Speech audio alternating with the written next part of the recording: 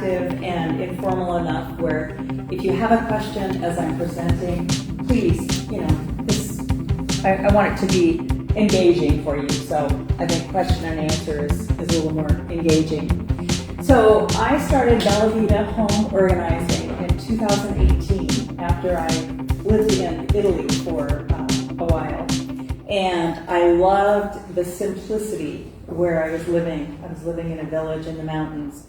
And I loved just the simplicity in life.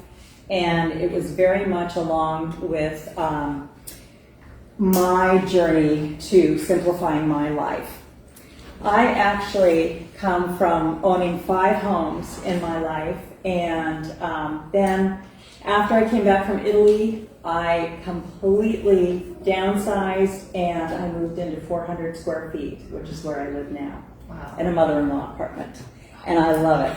And it was a very intentional journey, and I encourage it with everyone who is wanting that simple life. It really was the right thing, at least for me. We Americans in particular have so much stuff. 25% of us can't park our cars in the garage. We have, anybody guess on the average amount of items that an American household has? Any guesses? Number or A number. like number of items or weight? Just the average number of items. 10,000. Anybody else? I say 20,000. 45. 300,000. And there was also a UCLA study that was done that followed the footprint of several families, and they discovered that only 40% of the home was used, which means 60% is really expensive storage.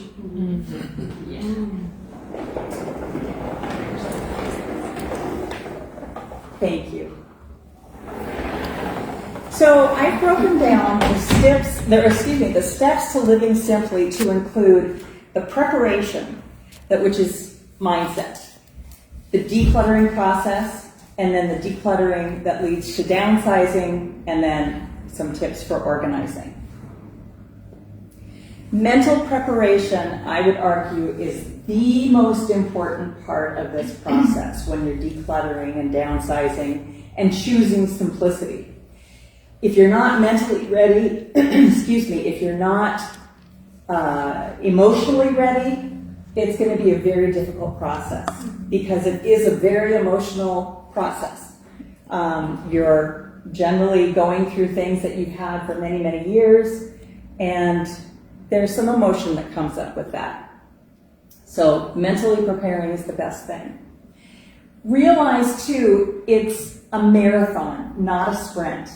When I started my decluttering journey, that was over many, many years. It started with a fire that I had in 2009, a house fire. And when I was handed 14 pages of little tiny lines of print, it was then that I thought, I don't want this much stuff in my life. I really want to get rid of a lot of stuff. So as you're going through this journey, it's very important to pace yourself. Make sure you're hydrating. Make sure you're taking breaks. Play music, whatever it is. Play a podcast, whatever it is that is going to enable you to enjoy the process of decluttering. And that's an important one. You need to take care of yourself. I always call this putting on your ruthless hat when you declutter. Hopefully I'm not standing in the way here. This is something that I was very conscious of when I was doing massive decluttering, is I had to put on that frame of reference of, this is just stuff. I don't have, a strong attachment to it. It's not people, it's not experiences. They're just things. Once you are in the right mindset, then it really is time to declutter and tackle those things. One of the things that I wanted to say in talking about the fact that it is it's a marathon, not a sprint, is if you have a deadline coming up, how many of you are planning a move or have a deadline where, okay. I would really encourage you to start now, but take it little steps at a time. Don't walk into your room and say, okay, we are going to get this entire room done in the next 2 hours. Take a drawer, take a closet, just do a little at a time. Couple quotes that I threw in here, this is one that I love, is decluttering is infinitely easier when you think of it as deciding what to keep rather than deciding what to throw away. And I'll get into the process a little bit more that talks about that. The mantra that I always encourage clients to embrace is when you're going through your things, just remove the things you don't need, love, or use. Which means you keep the things you use, need, and love. So, and I always suggest don't go through the sentimental things first. Go through the low-hanging fruit, those things that you don't have a particular attachment to. And just pick it up. Do I use this? Do I need this? Do I love it? If I haven't used it in 6 months or a year or whatever time frame you want to put on it, get rid of it. The other part of the process that I think is important as you're going through through decluttering is the why. Why do you want to declutter? Is it just because?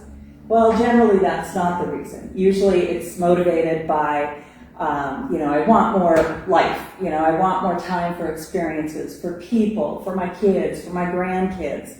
I want more space because I have all this clutter and it really stresses me out. I can't concentrate.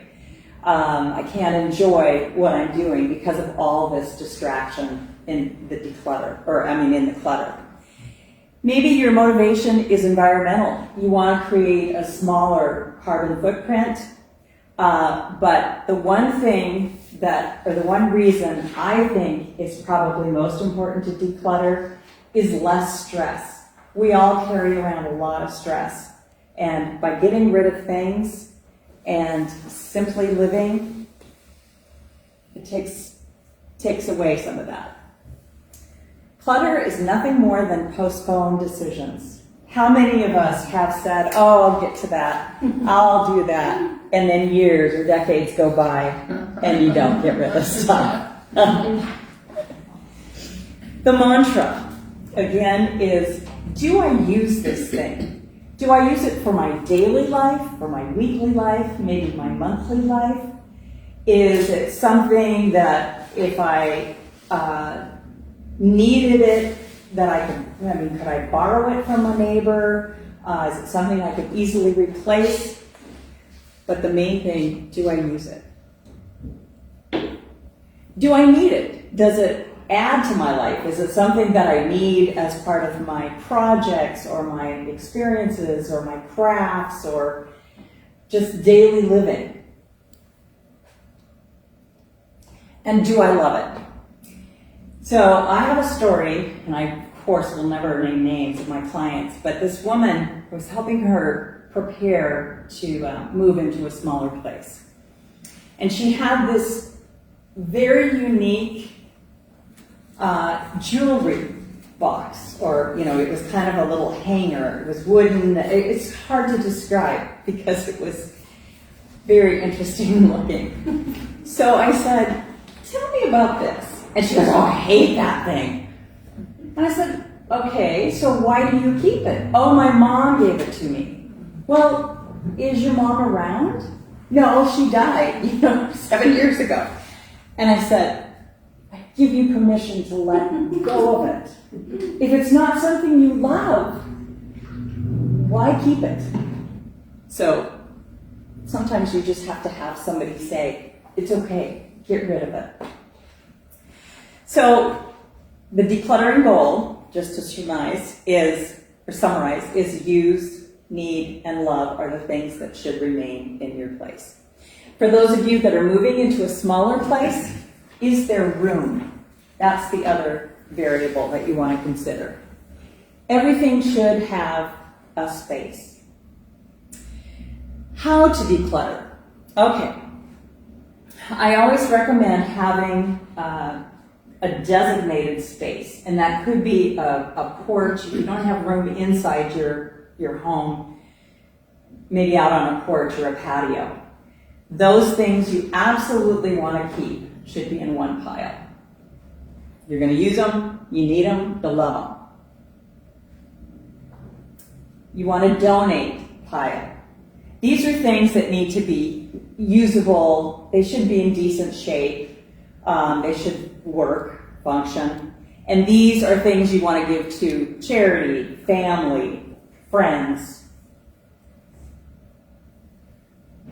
You want another pile for those things that are going to be recycled, or you could have a separate box or bin for garbage. And it could be, depending on how much stuff you have, it may be time to hire the local utilities to bring by a great big dumpster, depending on what your situation is. And then, are there items you want to sell?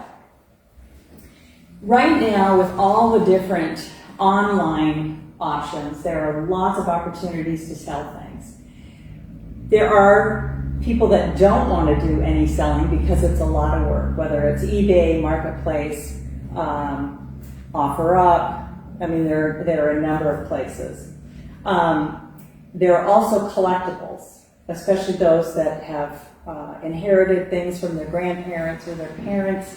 They may have some value. However, it may not have as much value as you think it will. And I'll talk a little bit about a collectibles advising group that I'm part of, but I'll tell you about that a little bit later. So these are all reasons that I hear very commonly with my clients. It was really expensive. I don't want to get rid of it. And my response is, you've already spent the money. And more than likely, you're not going to get that amount of money back. So you can let it go if it's not something you use, need, or love. The only reason you're hanging on to it is, I spent a lot of money on it. Yeah, you could probably get rid of it. The kids might want it. How many of you think your kids are going to want your things? Have you had conversations with your kids? Those 41 and under are much more drawn to a minimalistic lifestyle. They don't want to be burdened by the things and the debt that their parents have gone through. And they're just a number of kids that want nothing to do with the stuff you've got. If you think they're going to be interested, talk to them now. Give it to them now. Or find out if they're interested. I can't tell you how many clients say to me, oh, well, I'm keeping it for my kids. What's their number? Let's call them now.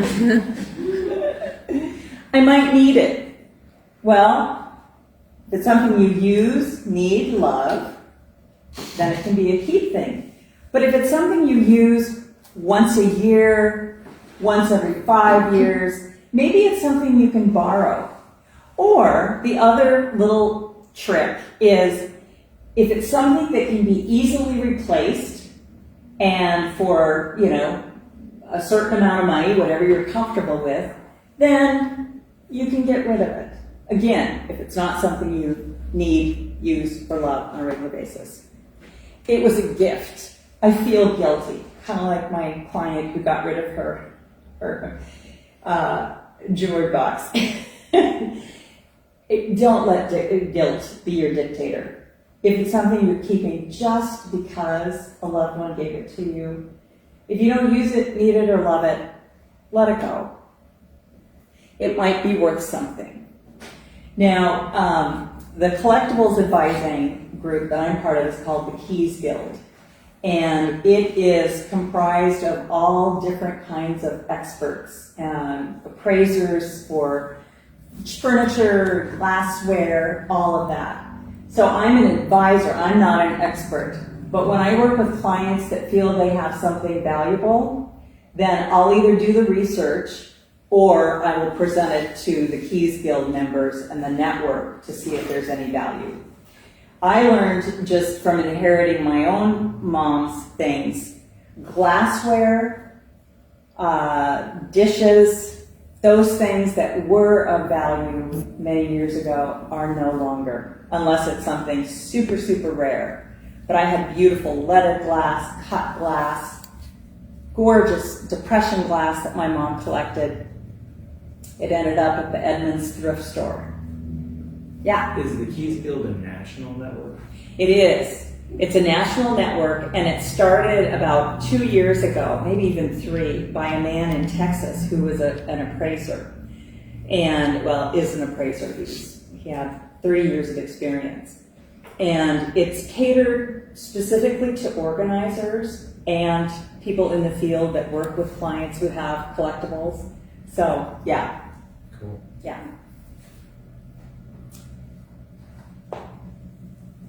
When I'm working with clients who are going through a lot of stuff, I always try to ask them questions. My style is not to say, oh, you gotta get rid of that. It's about asking them questions so that they can make a decision on their own.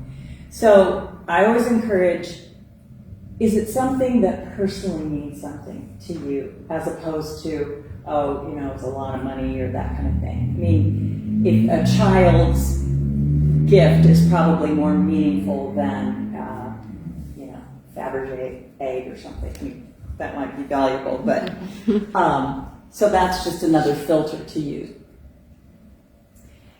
Especially if you're moving into a smaller place, it's always a good idea to choose small furniture over large furniture.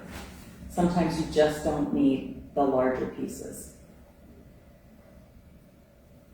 The other thing about furniture too is, and I think I have a slide a little bit later, but so many options today have storage and shelving or cabinets, and that provides some extra storage space, which is really nice to look at. I always encourage people to choose what makes your life better today. The experiences, the people in your life. Maybe there are people that you haven't had that much time to spend with, and this might be a good time to make that a goal and to really shoot to make time for those people. Choose items that come with a story. And I always tell people, if it's something small, that's even better. But it's the stories that always last longer than the thing itself. Remember that love for someone or something lives in your heart, not in your hands. Okay, sentimental items. This is the hardest thing for people to get rid of, whether it's photos, whether it's children's artwork, whether it's mom's hanky, whatever. Again, excuse me, I'm sorry, I keep walking in front of the screen. Is it the object itself, or is it the memory? I worked with a client who had a whole row of awards. I mean, they were beautiful awards. So I said, okay, is it the award itself that means something to you? Or is it the memory about getting that award, or what you had to do to achieve that award, or a ceremony around getting that award? And his wife was standing right there, and she was quietly waiting what the answer was going to be. And he goes, well, yeah, what you said. And I said, well, maybe there are other ways to preserve the memory so that you don't have to keep all those awards. Maybe taking a photo and then writing a note about it. That is going to be more meaningful to your kids, I guarantee you, than all these awards. They're not going to know what they mean. They're not going to know what to do with them. And it's more than likely going to be in the dump. But if you take the time to just say, I worked really hard for this, or I had to jump through this hoop to get these. And the wife was I'll make that book. I'll make a photo book for you. So, there are ways to capture the memory, whether that's creating an art piece or a quilt for your loved ones' clothes. I actually have a friend who does that. When someone passes, she asks people to give her. She asked me to give her my dad's stuff, and I haven't kept anything. So, but she makes quilts out of loved ones' clothing. Or maybe it's a matter of putting it in a photo book or scanning photos so that you don't have to have a whole bunch of boxes full of photos. Or maybe it's a shadow box when you're framing a child's piece of artwork. Or just a photo, just so you have a record of it, but you don't have to keep the physical item. There are a lot of other creative ways too. Grieve and release those things that you need to release. And I say it in quotes because there are things that you really can get rid of, but you need to grieve it first. I had a client who had 5 big plastic bins of children's toys. I said, tell me about this. She said, she got kind of teary and she said, those are for my grandchildren that I will never have. Mm-hmm. And I said, okay. And so we talked about it a little bit. She has 2 daughters. They're not going to have children. They made that very clear. And I said, clearly not ready to get rid of those. But I would encourage you to think about the possibility of giving those to some children who have never had toys. Or, a mom who had to leave her home because of domestic violence with her kids, and kids that don't have a Christmas because the parents can't afford any toys. Just think about if that might feel better to you than just hanging on to them. And about 10 days later, she called me and she said, okay, I'm ready. I'm ready to get rid of them. But I really encourage people to take that time to grieve. That's important. For those people that say, I cannot let it go, I just simply can't, and I've had clients like that, and you say, okay, let's get a box, put the stuff in there, tape it shut, write on the top of it, 6 months from now, put that date on your calendar, put an alert on your phone if you want. When that date comes up, if you haven't thought about anything in that box, needed anything out of that box, taken anything out of that box, get rid of it and don't open it. Because if you haven't used it, needed it, or loved it enough to put it on, out in your surrounding, you could get rid of it. Okay, but that's just if you absolutely can't. So downsizing, of course, is part of the process after you declutter, especially if you're moving to another place. But downsizing is living simply in the space that you have, whether it's large space or small space. And remember, you don't have to fill every space. Let me say that again. You don't have to fill every space. It's okay to have empty drawers. So it's very important when you're downsizing to think about the spaces that you have. How many closets do you have? Do I have space at the end of my bed for a trunk? Do I have bookcases that could store some things? How many closets do I have?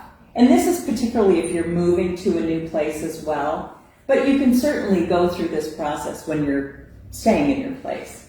And you don't have to fill all those closets and drawers.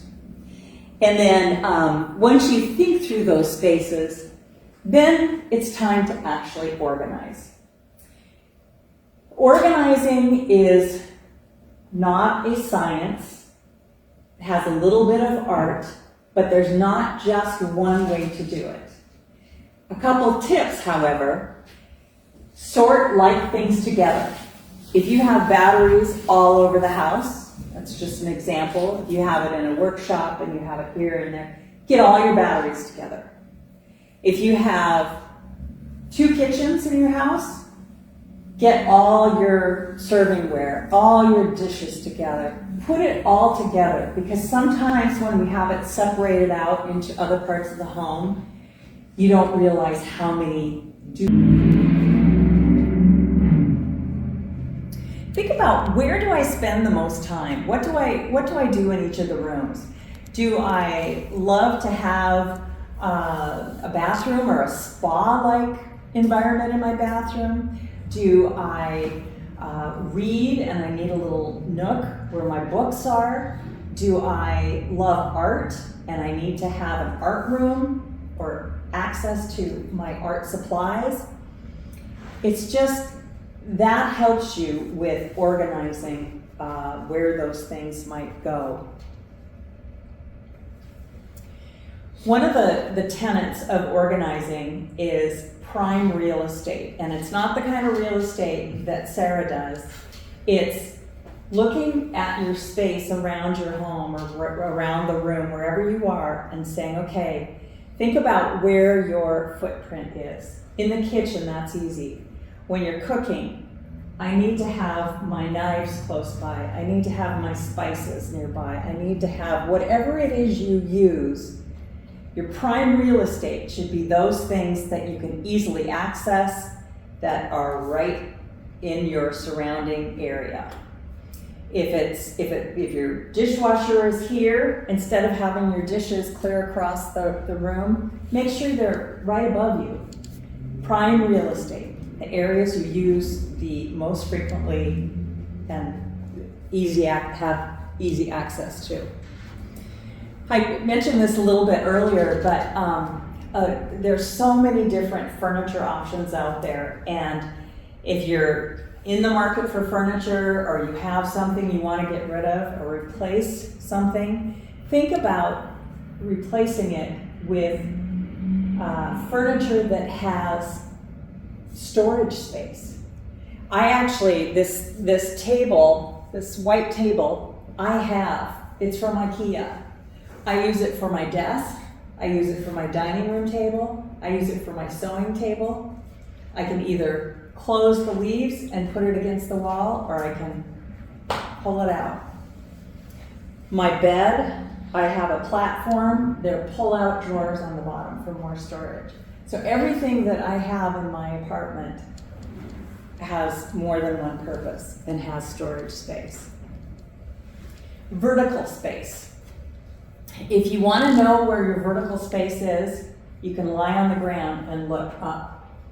You don't have to lie on the ground, but wall space, ceiling space, things that you could, hang from the ceiling. Any space that's not horizontal or on your floor.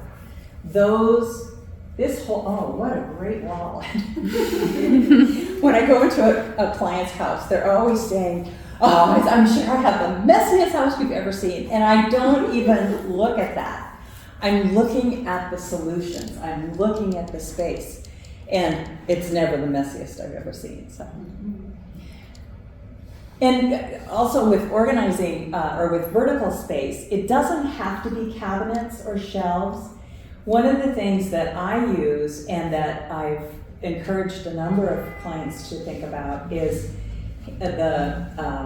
using your door and hanging storage over your door, whether that's shoe organizers or some kind of shelving, whatever, because you can put anything in those plastic or canvas shoe organizers, and that is great storage.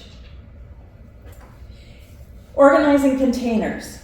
I always worry when I walk in the door and somebody says, I bought all the containers I need.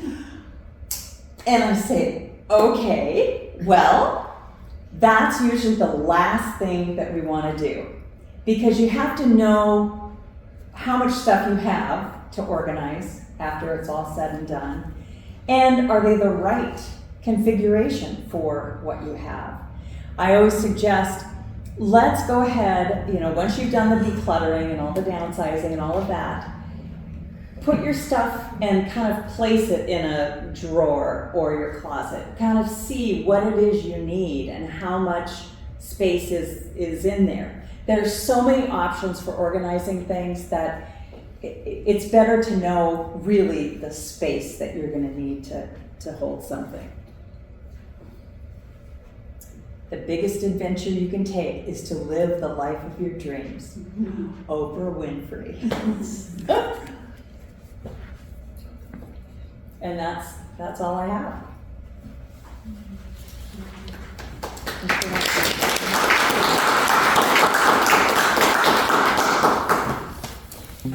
Anybody have any questions or? Yes. So people hire you to come and do this at their house? They do. And what kind of expense is that? Does that look like? So I charge $100 an hour, and I have a 3-hour minimum per session. 3 hours, depending on what the task is.